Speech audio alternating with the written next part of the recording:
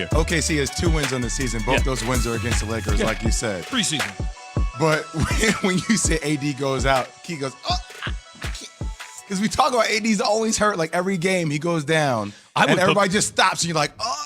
You know, I was actually, when I saw that, it's like, uh-oh. He rips up the paper like that. Yeah. Like, but listen, he came back, he played well. I get it, but look, man, I get it. There's always something. Well, he's a dude penciling for 60 games a year. He ain't going to play 82 games. Damn, dude. That's the way it is. Melo looked good last night, though. Yeah, no, we cool. I'm not worried about that. It's just that AD is just every time, man. It's just always something. Yeah. But Melo turned into a catch-and-shoot 3 guy who he wasn't able to do that in Houston, and he really has worked on that part of his game, obviously, and to great effect. Keyshawn, J. Will, and Max is presented by Progressive Insurance. All guests on the Goodyear Hotline. All right, so that's on the court, guys. The NBA story off the court yesterday was, of course, that Phoenix Suns owner Robert Sarver is accused of overseeing an organization that many employees have described as toxic and sometimes hostile, a report from ESPN's Baxter Holmes reveals.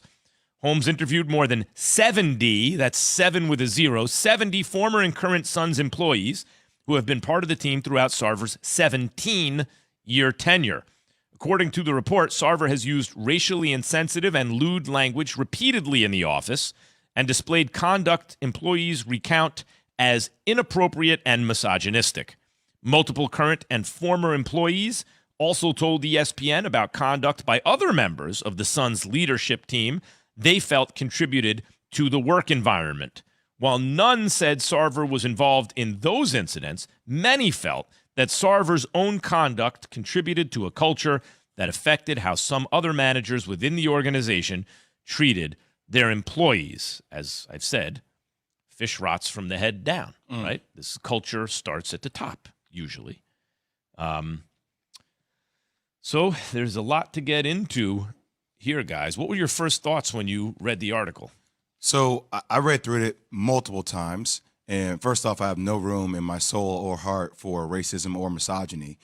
And I still think there is a due diligence process that the NBA has to go through.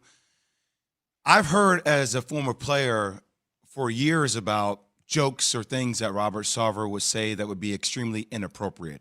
I spoke to multiple people last evening, some people referencing the article, some people not, about their experiences with Robert Sarver. Look, I think where this gets really interesting is, are there facts? Are there actual evidence of these things being done? With Donald Sterling, you had evidence, right? Evidence that everybody could see. Now, 70 people, a lot of people. Out of those 70 people, I wonder what percent of those people claim that it was the way we're talking about it right now, as opposed to what percent of people actually said, hey, I don't know anything about this. It's a good point. It's going to be be automatically hear 70 and go, oh, all 70 people said the worst thing that was said. Yes, right? We didn't hear all 70 people saying that. So, look, I still think there's a lot more evidence to come out. I think the evidence that I have from guys like Earl Watson, who coached there, other executives that were anonymous, I don't think there's enough in the article to remove him as an owner from what's in the article. I think we have to see a lot more before we can get to that point. But in the court of public opinion, you will definitely look at Robert Sarver drastically different now than you have before. You asked when reading the article, what did you think? What did you come away with? Well, first thing, my ears pop up. Boom. So as I'm reading it and I'm sitting there and I'm saying, because, obviously being in Los Angeles and being around the Donald Sterling situation because of being in L.A. and it's like, okay, but we know what that is. Donald Sterling had 50 years of issues, right? So we kind of, the video and the whole He was a deal, slumlord. It goes on and on and on. On and on. So it's kind of like that was an easy one. Yeah.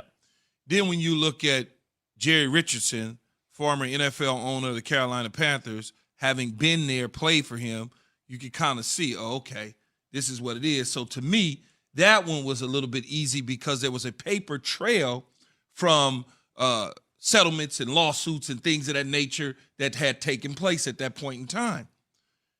This one is a little bit different because it's not as much yet, right? There's some meat, but we don't know when we get into the bone. There's a lot of smoke. There's a lot of, but everybody ain't lying.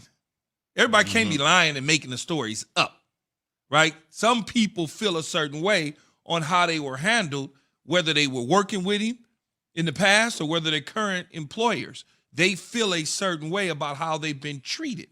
So I think the NBA's investigation and opening up to it certainly would poke holes in what his lawyers and representatives are saying did not happen, because it's going to be there. Well, something's going to be there. We just don't know what the something is. I was just going to say, the NBA made a statement and said the NBA had not received a complaint of misconduct at the Suns organization through any of our processes, including our confidential workplace misconduct hotline or any other correspondence.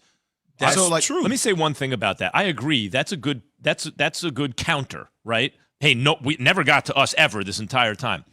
But what I also got from the article was, and I think that's a very good point, Jay, when you said earlier, we don't know what all 70 people said. We just know that Baxter Holmes spoke to 70 people. But many people, it seems, from the article, it's clear that, made similar claims about the behavior. So to Key's point, just like we say about Deshaun Watson, this is not one woman making a claim, he said, she said. This is 23 separate women. And so you start to go, come on, dude. Whatever due process legally is, right, there is the court of public opinion, as you said. Same thing with Sarver. Many people telling you similar things about someone, it's easy in the court of public opinion to convict.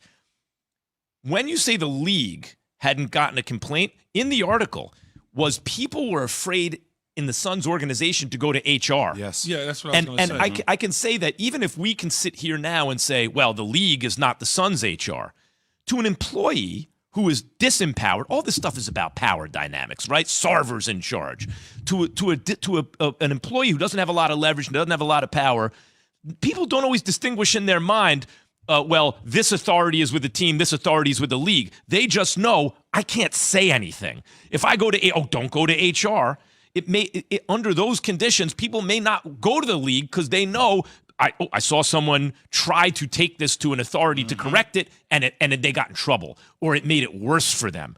So I understand what you're saying. I hear what you're saying, too. But Yeah, I think there's something there. It's a culture. A lot of times in these situations, people are afraid because they're not at the top of the pecking order. They're at the bottom, and they got to feed their families, and so they can't distinguish the difference, like you said, Max, between the NBA's HR or security team and investigators versus the Phoenix Suns HR. Because as far as I'm concerned, if you would have said that to me, I'd have been like, they connected. He gonna talk to him, and they gonna talk to each other. If I go to the league is gonna contact the HR department in Phoenix. They gonna contact the operations department at the top and talk to the president of the team and the general manager.